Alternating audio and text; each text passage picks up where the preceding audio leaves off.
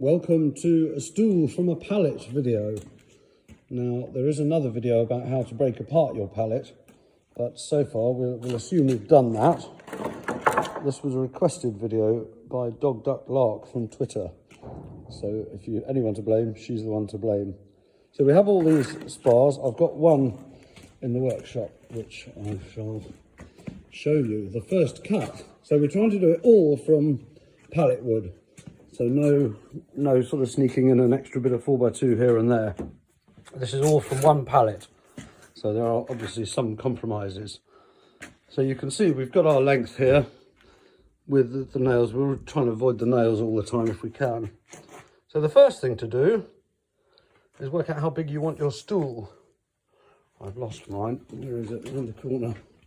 Covered in muck already. So this is what we're aiming to make. Broadly, the legs might be bigger or smaller, and it all changes depending on your pallet. But this is what we're aiming for. So the first thing we're going to make is this ring around the outside.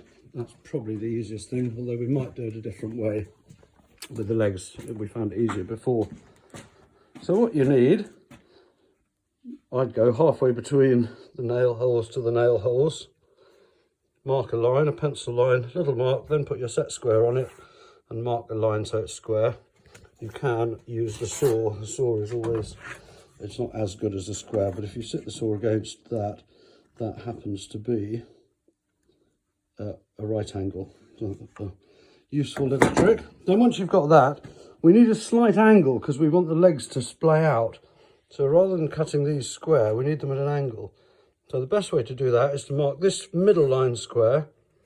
Then you measure from the middle line to the end. I've made it 140 millimeters. And then at the bottom of that, from the middle line to the end, I've made 150. So that naturally gives us an angle. And the reason for doing it that way is you then do exactly the same on the other side, 140, then 150. And that means this angle is the same each side. Otherwise your stool will sit wonky. So that's the first thing, and try and avoid the nails, obviously. Then we need to cut it.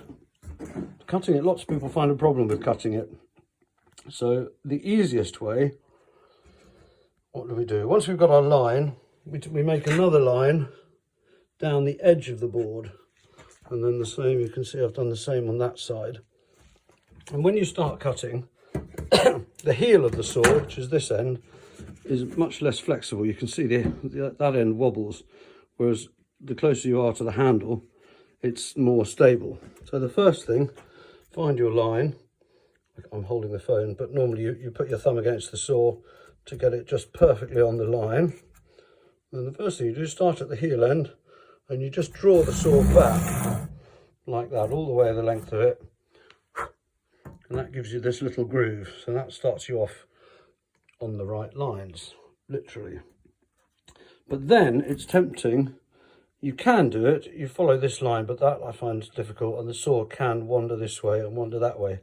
So I find the best thing is to lean slightly over the cut, so you can see both lines. You can see the line across the top, but you can also see that line down there. And as you go, you start with smallish strokes, and as you go, try and follow the saw. I start slightly more vertically, follow the saw and mark, cut down that line. And that sort of sets the angle of the up and down. I don't know if you can see it. So that makes sure that's sitting straight, not sitting this way or that way. You know, if the saw wandered like that, it looks straight on top. And then once you've got that one, this little notch already helps guide the saw straight.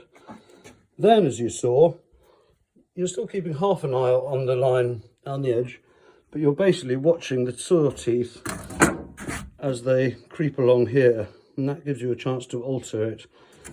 If you're wandering off, just turn the saw left or right.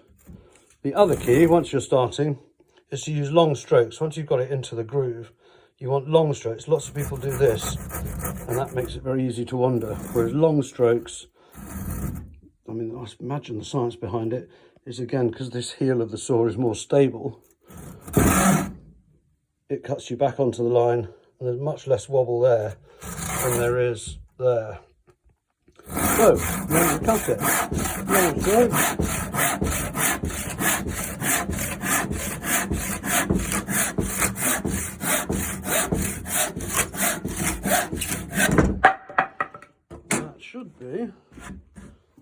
a reasonably nice square cut, which it is.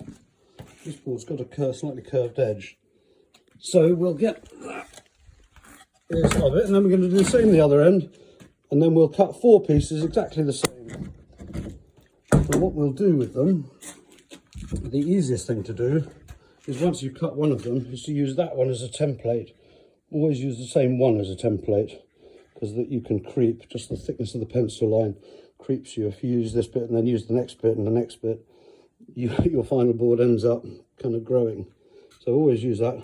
Lots of joiners write a big T, the template on it. And then mark the same the other end. Once you cut that one, same down. Do that 4 times. Then we'll move on to assembly.